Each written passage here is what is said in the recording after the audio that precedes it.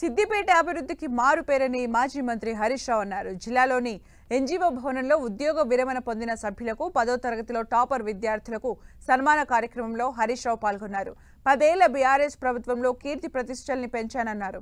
నిన్న మొన్న వచ్చిన కాంగ్రెస్ ప్రభుత్వం ఏ విధంగా దిగజారుస్తుందో తెలుస్తోందని, ఇన్నేళ్ల సిద్దిపేట చరిత్రలో ఇలాంటి సంఘటనలు ఏనాడైనా జరిగాయని అసహనం వ్యక్తం చేశారు.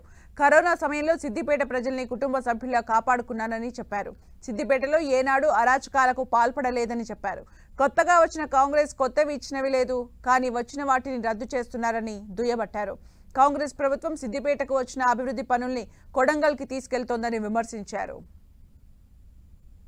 ఎన్జీఓస్ భవన్తో నా అనుబంధం దాదాపు 20 సంవత్సరాలు నిండి, మా అన్నయ్య చేస్తుంటే 20 సంవత్సరాల నిండి 21వ సంవత్సరంలో అడుగు పెడతా ఉన్నాం.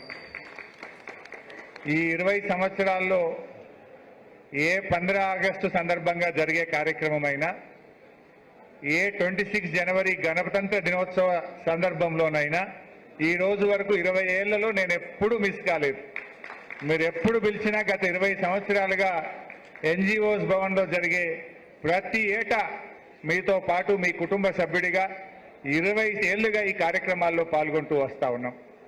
నిజంగా మీరు చేసే కార్యక్రమం కూడా చాలా మంచి కార్యక్రమం. ప్రభుత్వ పాఠశాలల్ని ప్రోత్సహించాలి, బాగా చదువుకునే విద్యార్థులను ప్రోత్సహించాలి, బాగా పనిచేసే ప్రభుత్వ ఉద్యోగులను ప్రోత్సహించాలని చెప్పి మీరు ప్రతి ఏటా కూడా నిష్పక్షపాతంగా ఎంపిక చేసి వాళ్ళని సన్మానం చేసే ఒక మంచి కార్యక్రమాన్ని మన ఎన్జీఓస్ భవన్ ఇవాళ నిర్వహిస్తూ ఉంది. నిజానికి సిద్దిపేట ఎన్జీఓ భవన్ అనేది రాష్ట్రానికే ఆదర్శంగా నిలిచింది. మన సిద్దిపేట ఎన్జీఓస్ భవన్ అంటే ఏ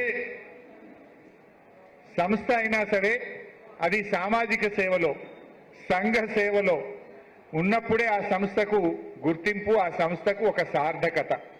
అలాంటి గొప్ప సార్థకతను సిద్దిపేట ఎన్జీఓస్ భవన్ సాధించింది అని నేను చాలా గర్వంగా చెప్పదలుచుకున్నా.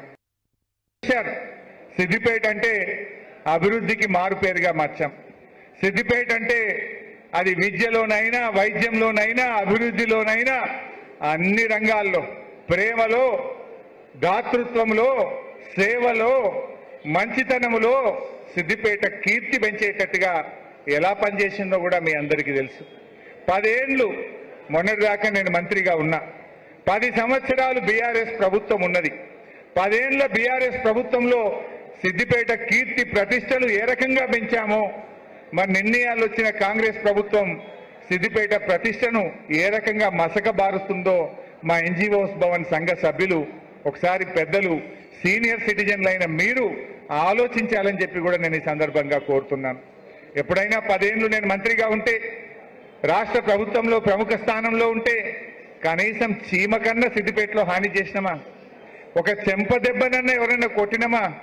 ఏ రోజైనా సిద్దిపేటలో నిన్న జరిగినటువంటి సంఘటన ఏ రోజన్నా జరిగిందా? ఒక్కసారి మీరు ఆలోచించండి. సిద్దిపేట అంటే ప్రేమకు, దాతృత్వానికి, సేవకు, మంచితనానికి, అభివృద్ధికి పేరుగాంచే విధంగా సిద్దిపేట కీర్తి ప్రతిష్టలు పెంచాం.